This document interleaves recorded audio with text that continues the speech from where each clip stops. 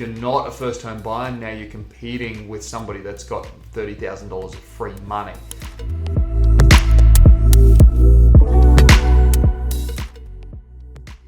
We can do deals with people. In actual fact, we can even get you into the property with virtually no deposit as well. So if you take into account how much the government is chipping in towards stamp duty and towards now this first home buyers grant, you pretty much can get into a property for virtually no deposit, even like less than $10,000 on a $700,000 property. It's absolutely crazy.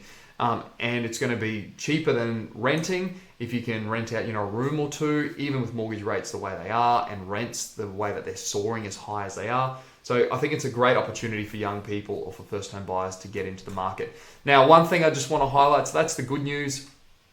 I'm going to share a bit of bad news with you, or bad, good, however you look at it, if you're not a first home. But remember the Home Builder Grant, and I'm on the same page, QRO website, Queensland Revenue Office. The Home Builder Grant that they announced in the middle of COVID, that $25,000 extra that they were giving everybody to build a house, absolutely pumped the building market. So it pumped the building market with new buyers coming in to invest in property, and they wanted to stimulate the economy, and they did it. They did a lot more than what they thought.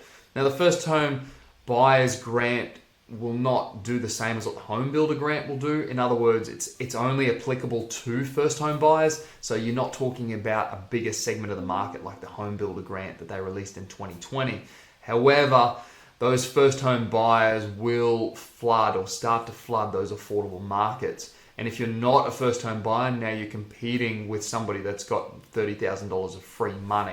So on the flip side, property prices have to go up. Developers, builders will end up putting their prices up by another $15,000 or beyond that. So basically, instantly, all the developers and builders have put their prices up by $15,000. Now the government's announced that they're going to give an extra $15,000.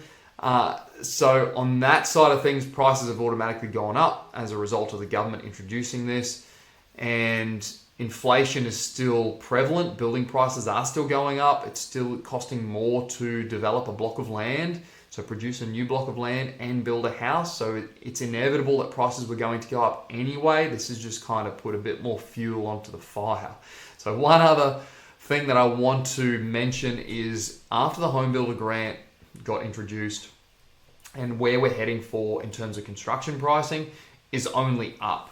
So this graph, this table shows you what the forecast is for construction pricing. This is done by Arcadis. This is actually a free report. I have other reports that are a lot more detailed, which I have access to, but I'm just going to show you this because it's more of a summary and you guys can access it yourself. So it's Arcadis, ARCADIS, Building Cost Escalation Forecast. You can have a read of this report if you like, but I'm going to point out the main parts which you need to know. So we're sitting in 2023 at the moment. This report was done a year or so ago. So you can see they forecast for Brisbane, and I'm only going to focus on Brisbane because I'm talking about the Queensland market here. So 7% increase in 2023. I think that's more likely about 10% increase on building prices. So 2024, they're anticipating nearly an 8% increase on building prices, and then 25, 7%, 26, 8%, and 8% into 2027. So we have already seen about a 50% build price increase from 2020.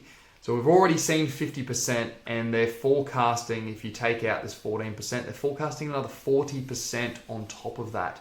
So over the next 4 years, you've got another 40% cost of increase of building properties in this country. So that can only mean one thing.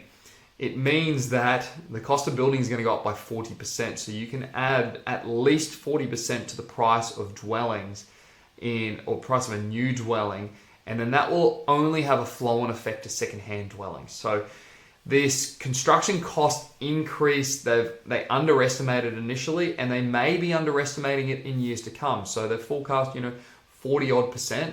That 40% may end up being 50. So when you think about every property at the moment, so if you look at a $700,000 property, for example, and the build cost is $400,000, add another 40% to that. So add another $160,000. So a $400,000 build contract now is going to be $560,000 over the next 4 years. So just fathom that for a second. That means that $700,000 property will be at least $860,000 in the next 4 years. So that's at least that amount just because of the price, the escalation in build costs. And we have to build more properties. That's why the government is getting involved, and they're giving first home buyers an incentive, because the government cannot build houses fast enough and they don't have the admin to deliver that capability. So they're giving it to everyday people like us, and they're saying, here's 30 grand, go and build a house and you just take care of yourself. You know, you look after the roof over your own head. So if you are a first home buyer and you're still listening, now is a fantastic opportunity to get into the market, because prices can only keep going up because of the price escalation, the building cost escalation that we've already experienced, and it doesn't look like it's going to stop anytime soon. So it is a bit unfortunate. If you're not a first home buyer and you're trying to get into the market, I say the same thing to you: get into the market as soon as you can, especially in this Queensland market, because it is in a lull period at the moment, and I believe that it will start to kick up probably mid to late 2024. It might be sooner than that, it might be later than that, and there's already areas that have already started to go into that growth cycle already. So it's only a matter of time that basically the entirety of Southeast Queensland will go through a massive boom cycle again. Now, you do need to know which areas to buy in to do better than the rest of the market. You can't just buy any old property and think you're going to make bank. But I'm talking about brand new builds here where it's affordable to jump into, sub $750,000 for that first home buyer market. Those properties could easily jump up by another $160,000 in the next 4 years. Thanks for listening. If you have any questions, please let me know. I'll see you on the next one.